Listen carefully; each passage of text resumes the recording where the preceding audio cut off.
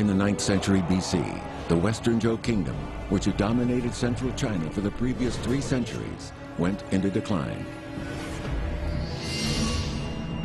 The rule of the Zhou kings was disputed by the leaders of states, large and small, seeking to assert their own authority. One leader in particular, Zhang Tong, viceroy of the state of Chu, had ambitions above his station.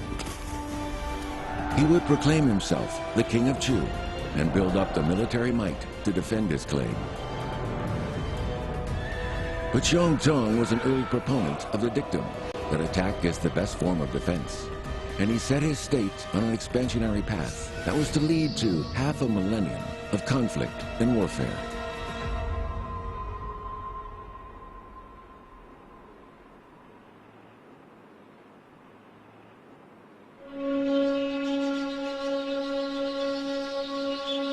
In 642 BC, King Zheng of Chu receives a special guest in his palace, Duke Wen, ruler of the state of Jiang, who has come to swear allegiance to the Chu king. This was a highly significant occasion for the king of Chu, who after centuries of struggle was now being recognized as overlords by rulers who had previously despised them.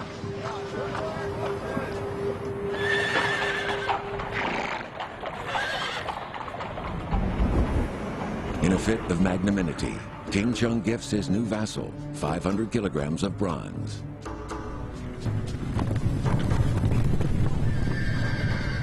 However, after Duke Wen departs, King Zheng suddenly has second thoughts. He sends an envoy to catch up with the Duke, attaching a condition to his gift. The bronze is only to be used to make ritual vessels. It must not be used for weapons.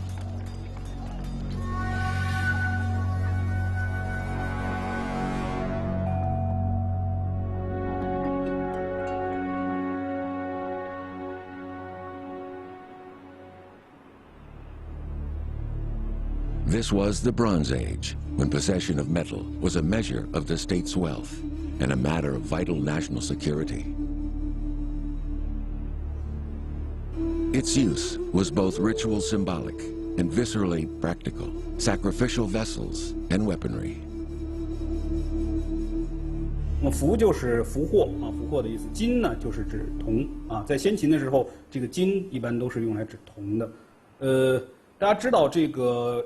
对于这个中国夏商周啊3代的王朝来说呢，这个青铜是非常重要的资源啊，因为青铜器是那个时期最重要的这个国家的重器啊，无论是铸造这个青铜的礼器、乐器还是兵器，都需要用这个铜矿的资源。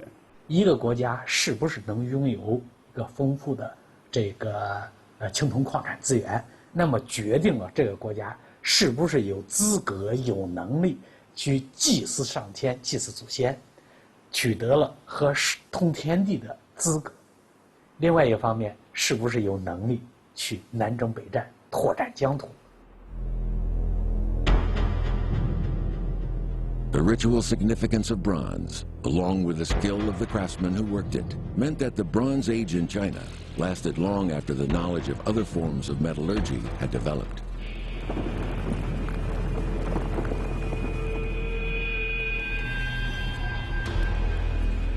Even to this day, the great masterpieces of China's Bronze Era hold a historical and cultural significance that surpasses comparable objects almost anywhere else in the world.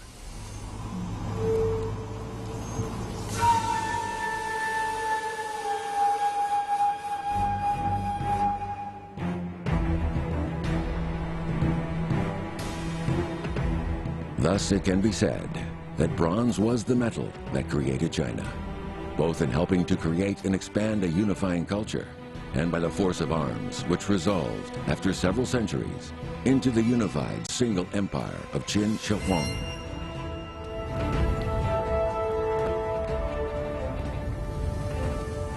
All this places King Zheng's gift to Duke Wen of Zheng in a very special light.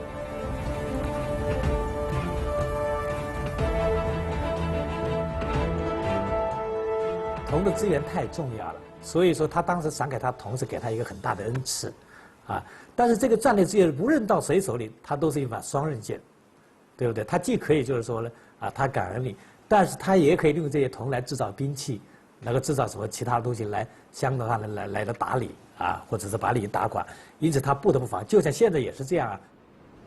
In today's Hubei province, south of the great industrial city of Wuhan, on the southern bank of the Yangtze, stands Mount Tonglu.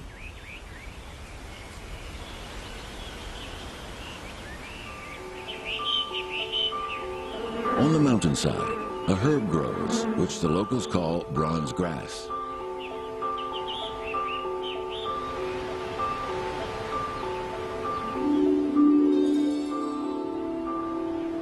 Folklore has it that wherever the herb grows, there once were copper mines.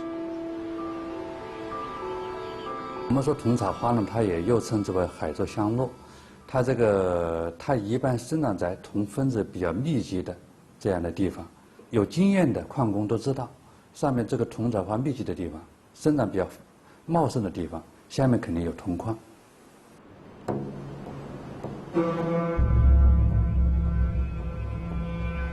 The potential of copper mining on this mountain was discovered at least 3,000 years ago, announced by the dense covering of these purplish flowers.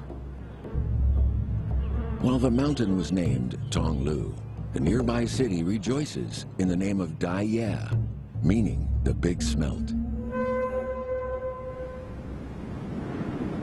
In the 1970s, the Daiye non-ferrous mining company found some existing underground workings during an exploratory dig. As they opened the passages further, they found a large copper axe.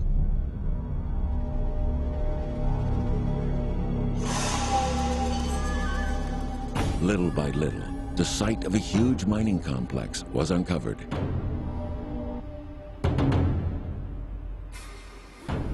It consisted of 36 shafts, some as deep as 64 meters, and up to 10 meters below the groundwater level.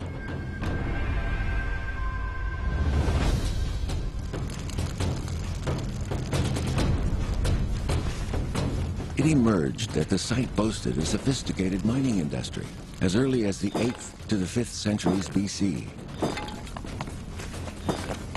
The site showed evidence of not just ore extraction, but of systems for ventilation, drainage, and ore transportation, as well as a division of labor among the workers.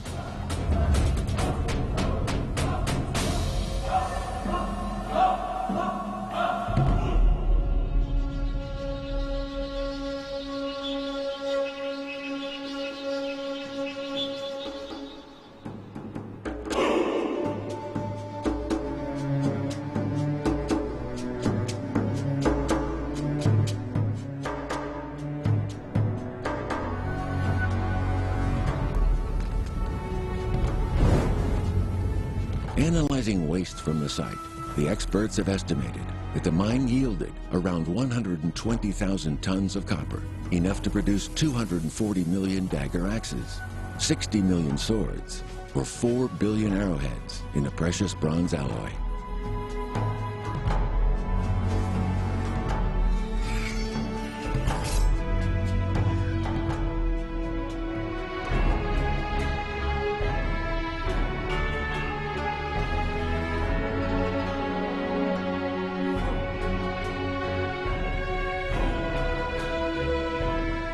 This mine, within the borders of the ancient state of Chu, must have been a key strategic asset to whoever could control it.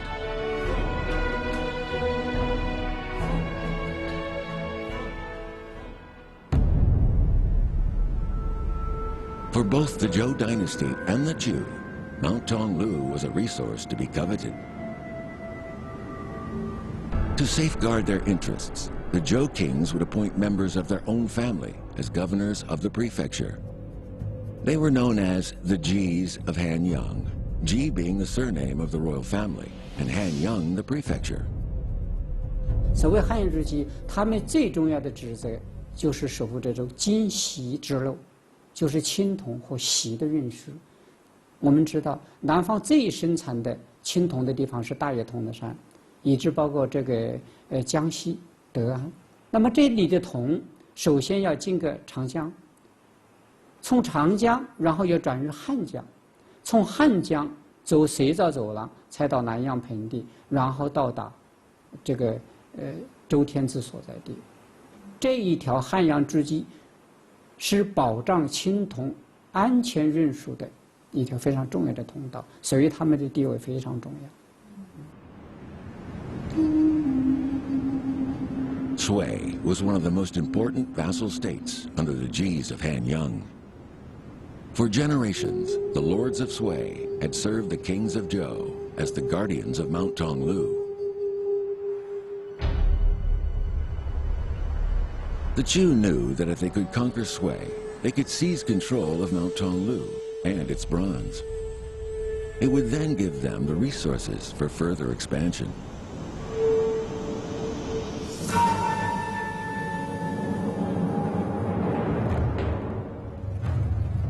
In 740 BC, Zhang Tong had seized the throne by force, assassinating any rivals in the royal household.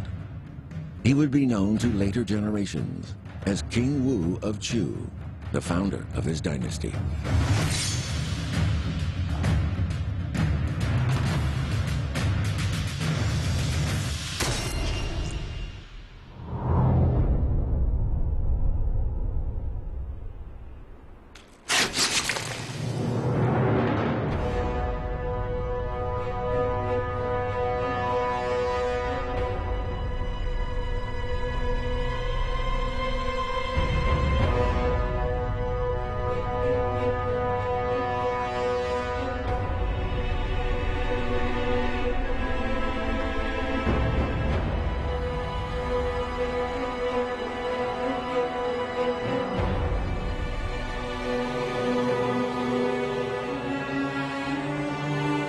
Although the Chu disliked their barbarous reputation among the other states, it was an undeniable fact that it had a long tradition of bloody successions.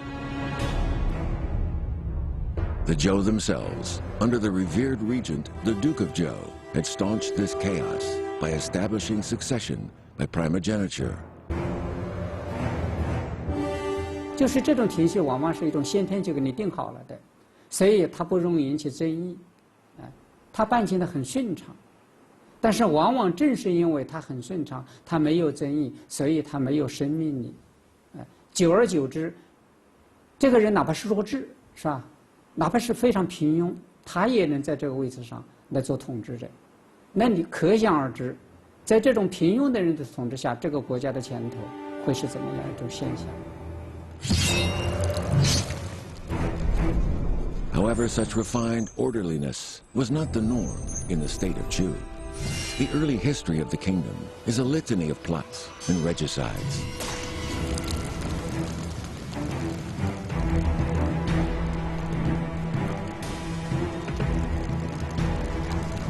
However, this system, chaotic and brutal as it might be, had one great advantage. It generally ensured that power land in the hands of the most ambitious, the most talented, and the most ruthless.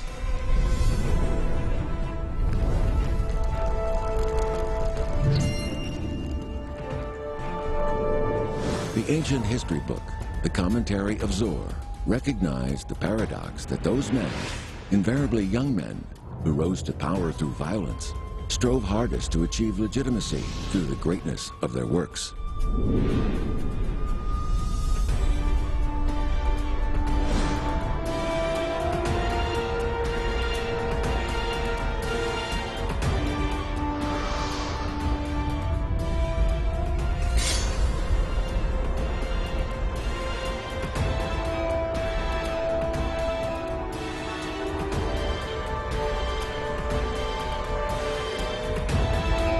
After Zhang Tong had seized the throne from his nephew, he appealed to the king of Zhou dynasty for recognition.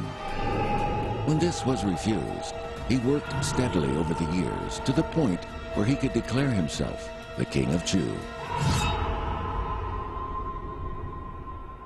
他们是在蛮夷，等于是在那样一个生态环境里边，对王位的那种野心是一种赤裸裸的。然后他们没有中国的这种王位继承这种理智的约束，在这种心态下，当然中国的很多这种理智啊，这种规章制度啊，对他是起不了什么任何作用。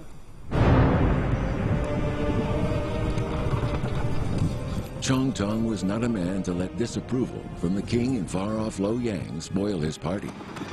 It was a time when the power of the Zhou kings was already on the wane. Zhang Tong, however, was set on territorial expansion. Within 3 years, he had subdued and absorbed the small neighboring state of Chuan.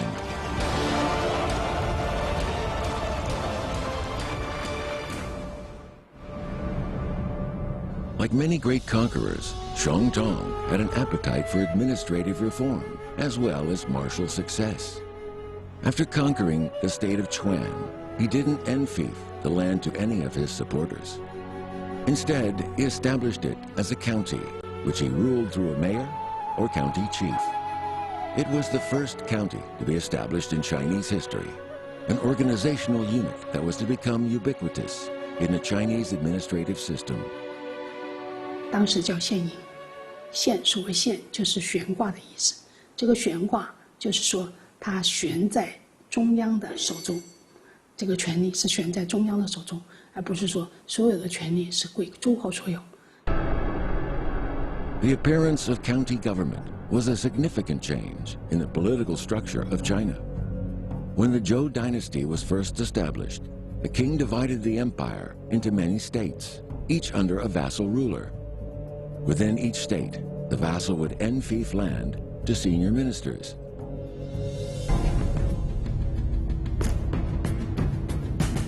Over time, some vassals, or even ministers, grew powerful enough to threaten the authority of the king himself.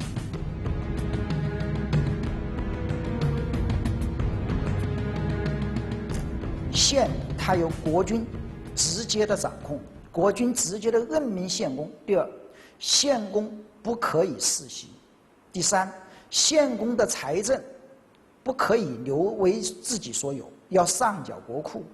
他不能够允许这个有大规模的军队存在，军队只能从属于国家。这样子，国王对于地方的控制权就大大加强了。所以说，他们能摆脱这样一个分封制的这个负面对他们的束缚，所开创了这个以县来治理的这样一个先例。说这样的说是和中原相比的话，他们就反而是走在前面。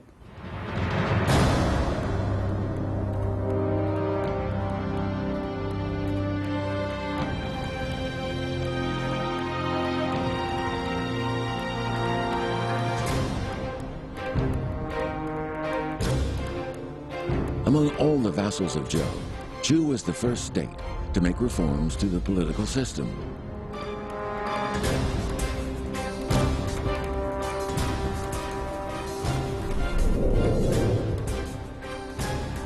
As the Zhou dynasty found itself hostage to the will of unruly vassals, Chu was one of the states that moved to fill what was increasingly a vacuum of power.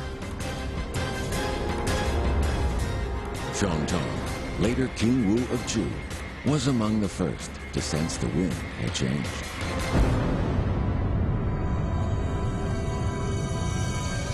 Even in the Central Plains, the heartland of Zhou hegemony, disorder came to rule, and regicide became commonplace among the vassal states.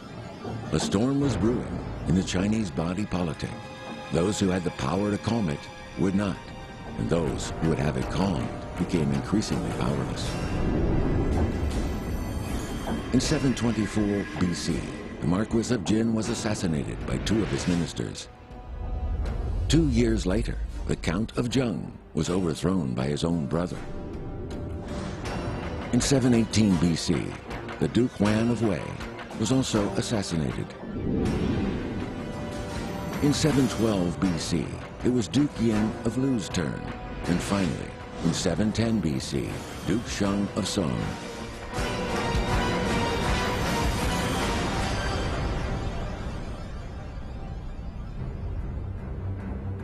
Through all these turbulences, Zhang Tong saw opportunity. For generations, Chu had been a small and lowly vassal state, not only neglected by the king, but looked down upon by the other vassals. Now it was set on a course to glory.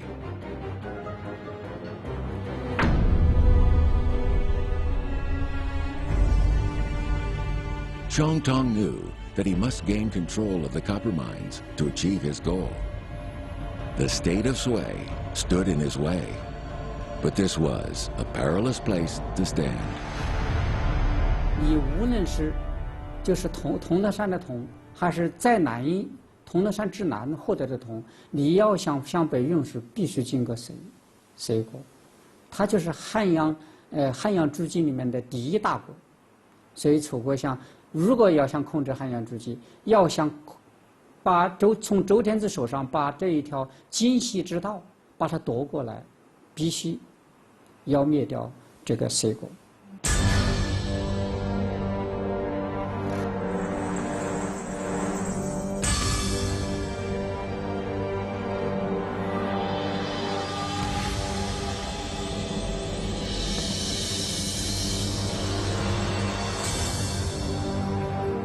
Chu rulers had long coveted Mount Donglu, but were intimidated by the power of the Zhou kings. After Zhang Tong seized the throne, the failure of any retribution to arrive emboldened him. Chu warriors were famed for their fierceness in battle, and now they had a leader who was prepared to make use of that fierceness.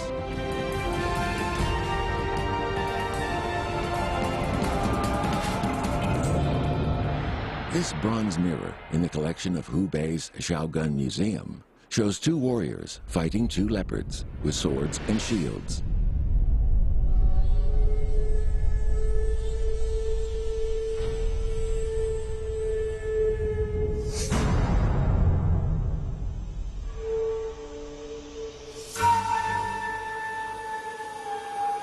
The images of warriors and beasts were common decorative themes during this era. Martial glory was an especially important part of Chu culture.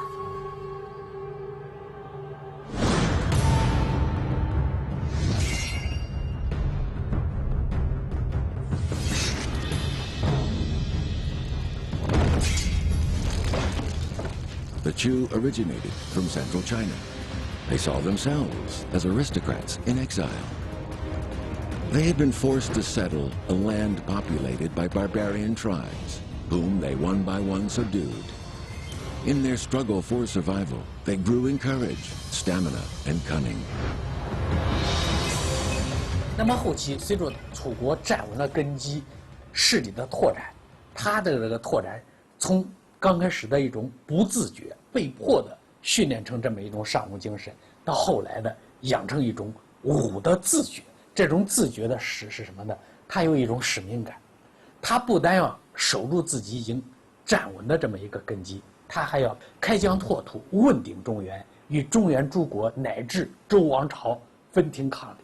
在这方面，如果没有一个强大的武备，他自己难以服众，难以站稳脚跟。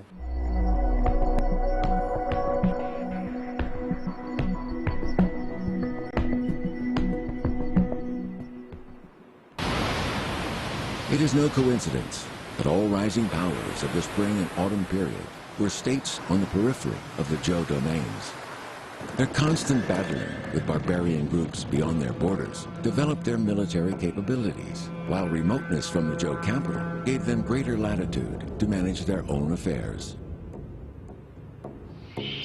Like Chu, the state of Qin rose in power due to its struggle with the nomads of the northwest. The state of Qi was perforce strengthened by its constant warfare with the islanders of the Eastern Sea, while the state of Jin had for centuries lived with aggressive northern neighbors. The rise of these martial states could not but threaten the central authority of the kings of Zhou. 丑王他文献上有一句话，就是丑王说：“3年不出兵，死不从你。”这是文上对丑王的要求。如果说你在你任王之内有3年你没有打仗的话，死了之后你的尸体就进不了宗庙。你像春秋时期大概有16个王，16个王实际上就有13个王领兵出征过，那3个没有领兵出征的，要么是早夭，要么就是身体不行，啊。还有一些丑王战死在战场上，文王死在讨伐黄国的途中，直接死在战场上，这在其他的国家是比较少见的。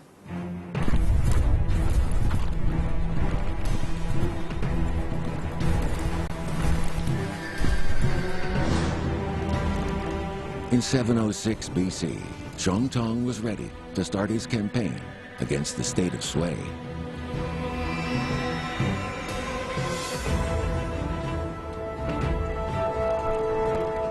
But although the Chu army had numerical superiority, it made little headway against the well-armed Sui.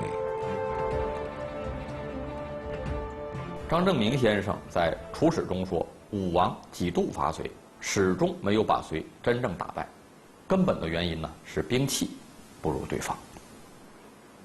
那个时候啊，谁的铜锡多，谁的铸造技术高，谁的兵器呢就好。楚国在这两方面都不如隋国，这个事儿呢更证明了，如果要崛起成为一个大国，就必须首先迈过隋国这道坎。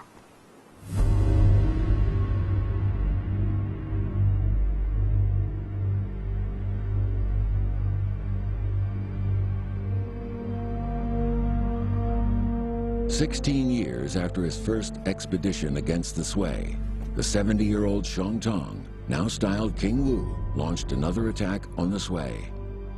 He believed it was a case of one last push.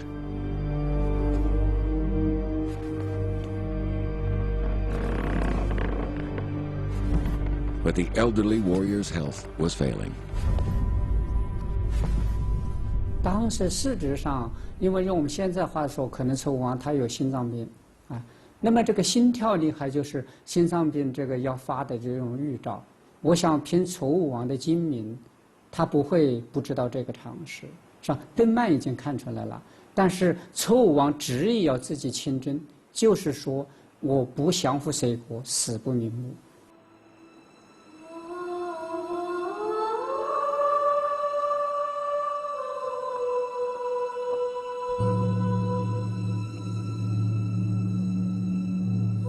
King Wu of Chu and his favorite concubine, Deng Man, discussed the issue bluntly.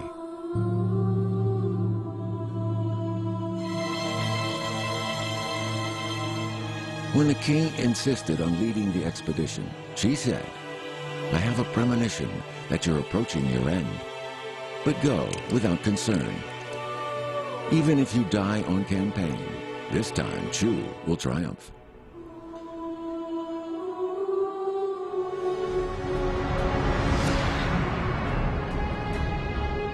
So, in 690 BC, King Wu of Chu set out on his final expedition.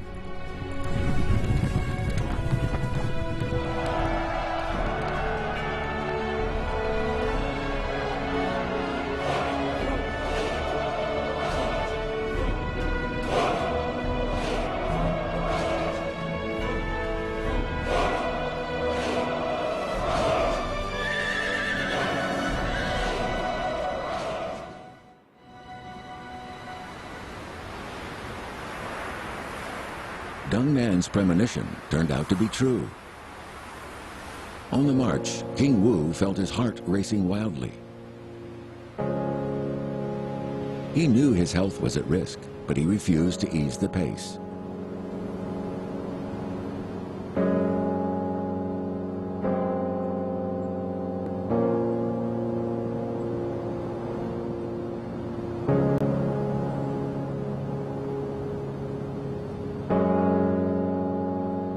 After his army had crossed over to the eastern bank of the Han River, he sat down under a tree and died. We would presume that it was a heart attack.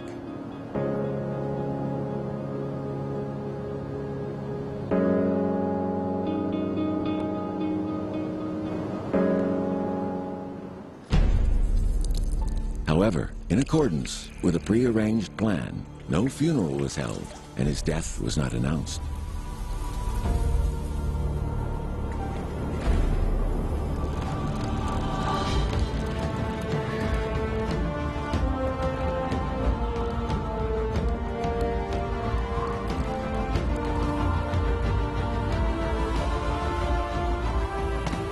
army marched on, under the king's chief minister, to the gates of the Sui capital. Here they attacked with such ferocity that they terrified the Sui into submission.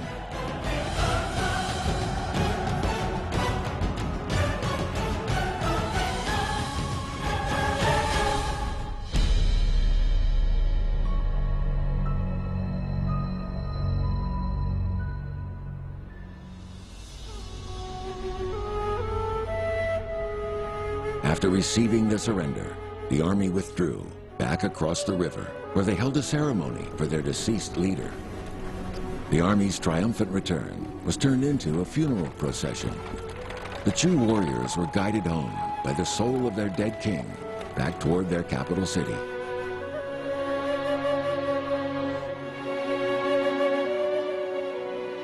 When they finally arrived, royal concubine Deng Man led the people in mourning.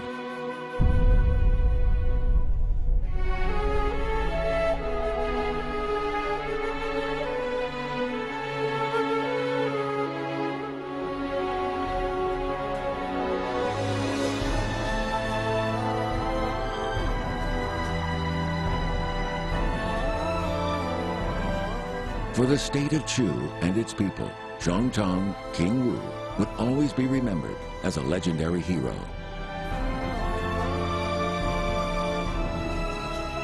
It was his vision and force of will that transformed Chu from a minor state to one of the great players in the development of Chinese culture. By wresting control of the copper mines at Mount Tonglu from the Sui, Chu had the resources it needed to secure its future for centuries to come.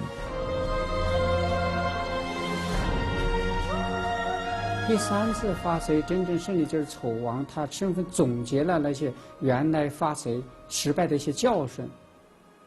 那失败教训一个是什么呢？就是兵器不如人，器不如人，不是技不如人，所以他们改进兵器。 From around 770 to 470 BC, the states of central China relied heavily upon chariots in battle. Before King Wu, the southern states could only deploy infantry. After 2 defeats at the hands of the Sui, King Wu recognized the importance of weapons and tactics as opposed to mere martial valor. Unearthed from a contemporary tomb, some chariots show how they might have been used to rout a disorganized enemy.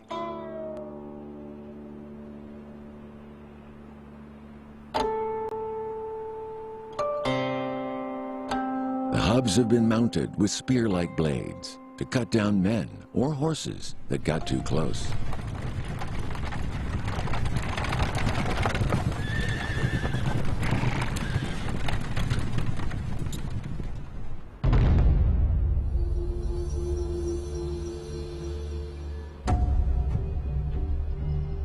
The chassis of the chariots were normally made of wood. However, one example, unearthed from a Chu tomb in Hunan, was protected with 80 bronze shields mounted on its body. It was nothing less than an ancient armored fighting vehicle.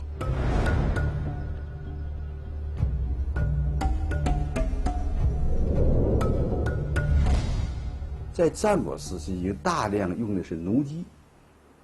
这个弩机呢，第一射程远，第二力量发力很强大，穿透力很强。如果你对方打过来了，这个贵族在这车子里头，或者其他战士在这御者在这里，一下刺穿了，就把他伤住了。你有个铜片，他至少伤不着啊，这就等于人穿的铠甲一样。 In their final battle against the state of Sui, the Chu army had improved not its equipment, but its mode of operations. A new design of halberd for the infantry integrated spear and billhook. But perhaps King Wu's most critical innovation was to set up an engineering unit responsible for repairing roads or building bridges, which allowed his chariots to advance rapidly and overwhelm an unprepared foe. In fact, it was probably the pontoon bridges that Chu engineers built almost overnight that so intimidated the Sui and eventually forced their surrender.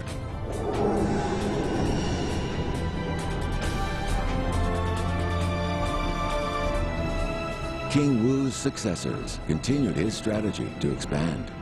His son, King Wen, focused on conquering the broad and fertile land of the Jianghan Plain. His grandson, King Cheng, conquered the Yang Yue people to the south, the Shan Huang to the north, and the Shu Yi in the east. Chu thus controlled all approaches to the strategic Dabie Mountains.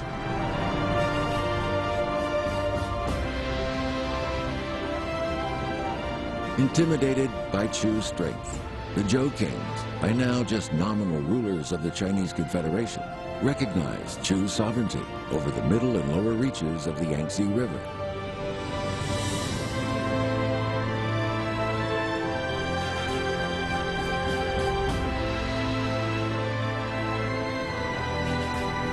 As a result, Chu gained control of yet more mines. With all this bronze under their control, there seemed no limit to Chu power.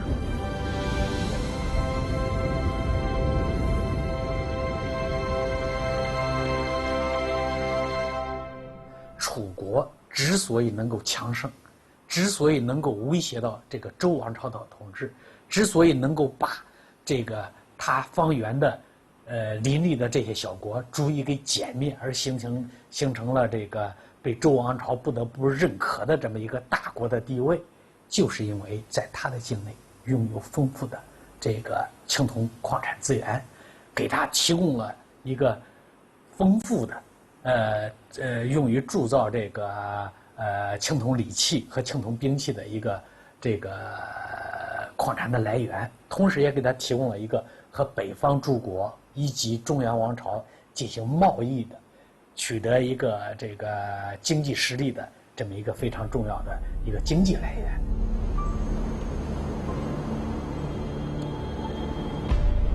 With no shortage of bronze, Chu was able to produce all the weaponry it needed.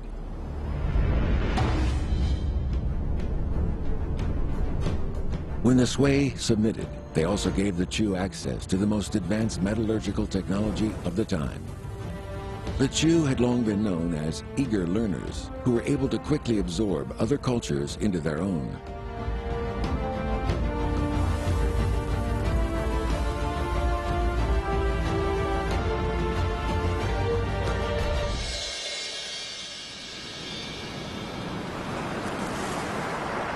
Under the surface of the Danjiang Reservoir lies an ancient city, which many believe was Danyang, the capital city of Chu. The area was flooded in the 1950s when the reservoir was built. However, archaeologists continue to make discoveries of ancient Chu tombs, especially during the low water season. While in the Chu tombs at Jianling in Hubei, hordes of bronze swords have been recovered. 玉台山是555座，它大概出的件是有200多座。咱们说小一点的墓地，太辉观，它10座墓葬里面居然就出了有6座。那还有拍板山，它有50多座墓葬里面也出了20多座，所以这个出铜镜的比例都在50%以上。那又有什么呢？这50%还有50%男人，还有50%的女人了。也就是说，基本上是每一个人都配上一把铜剑，这就证明他就是一个非常尚武的一个民族。而在中原地区就不一样了，中州路它200多座，啊，它只出了20多件。那么二里岗，那么就是说它是200多座，只出了2件，这个比例相差太大了，啊，这就证明就是楚人这个尚武啊，就是彪悍的风格啊，就是啊尚武的精神是时时刻刻存在，这个在墓葬里面这个具体的体现。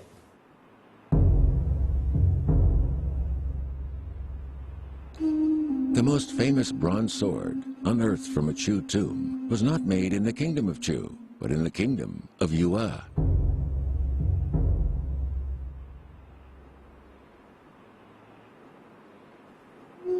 In the late spring and autumn period, Wu and Yue were neighboring states, who were almost continually at war with each other. As a result, their sword-making technology came to be rated as the best in China. Both were to be overrun by Chu, which thereby gained control of their swordsmiths. Danjiang and Moye, two of the most famous of them, became suppliers to Chu.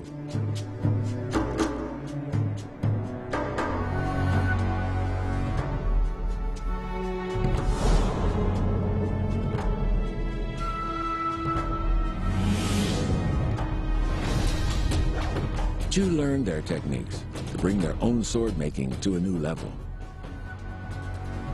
Before long, the swordsmen of various states began to commend the swords of Chu, writing eulogies in verse like, "If the lance of Wu is as bright as moonlight, the sword of Chu is as thin as frost."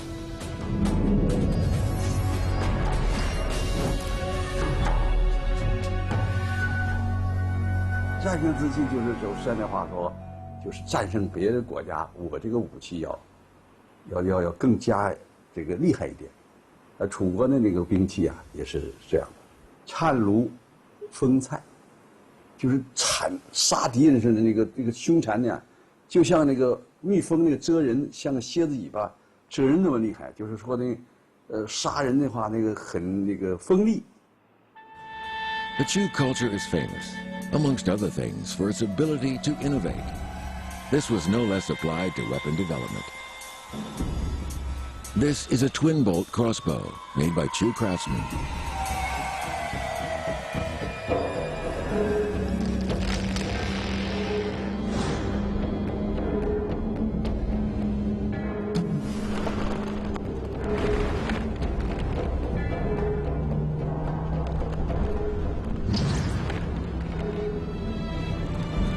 Throughout their expansion, the Chu remained open to all cultures and civilizations. A key secret to their success was this willingness to learn and never to fear change.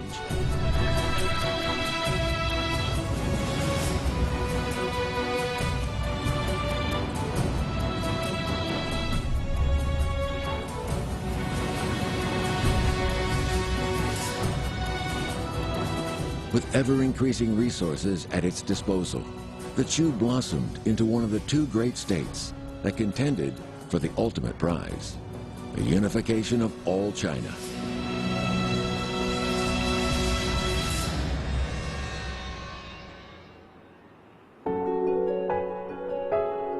Commentary of Zoar was written by the official historian of the state of Lu in East China.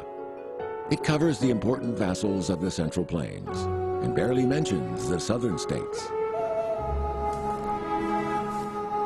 For the first 300 years after the Chu state was established, the commentary of Zoar doesn't mention its name even once. However, in 710 BC, the story changed. "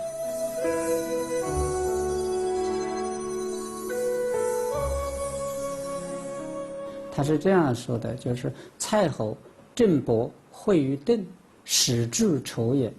就是说，蔡侯和邓伯在邓这个地方会盟。会盟干什么呢？因为他们害怕楚国强大了，他们要商量对付楚国的办法。也就是说，中原的国家那已经开始感觉到楚人的威胁了，那就证明了到了楚王的后期，他的政治、经济、文化的力量确实有一个突飞猛进的发展阶段。那不然，在中原腹地的这些郑伯、蔡侯，他们怎么会感到我们已经感到有来自楚国的威胁？我们要大家在一起会面来商讨我们的一些对策呢？ This brief mention reveals how fearful the Zhou and their vassal states were of Chu's ambitions.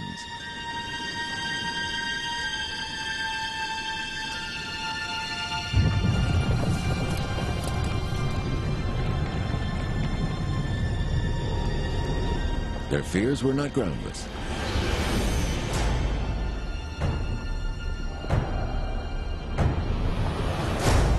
In 688 BC, the Chu army swept around the east flank of the Wudong Mountains to subsume the states of Luo, Deng, Zhao, and Shun. Chu had a dagger at the throat of the Eastern Zhou regime. At the same time, a second Chu force crossed the Dabie Mountain to conquer the states of Xi, Sai, and Zheng.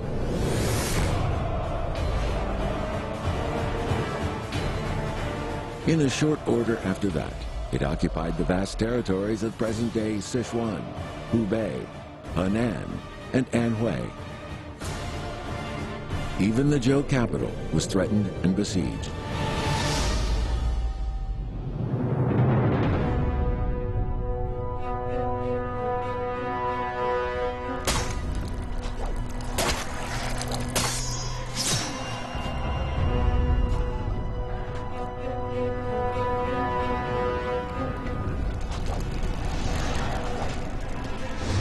terrifying impact of this lightning expansion forced the remaining states of the north and the east to unite in resistance against the impertinent upstart.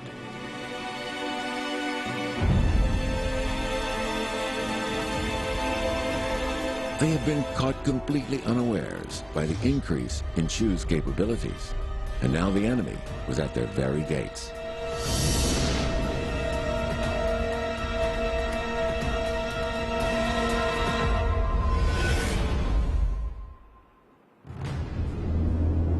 In 1671 BC, King Cheng of Chu, in the best family tradition, assassinated the brother who had tried to murder him the year before and seized the throne. He planned to continue the legacy of his grandfather, King Wu. But he faced an unexpected obstacle: the hegemon, the supreme commander of all the other Zhou vassal armies. Would he bite off more than he could chew?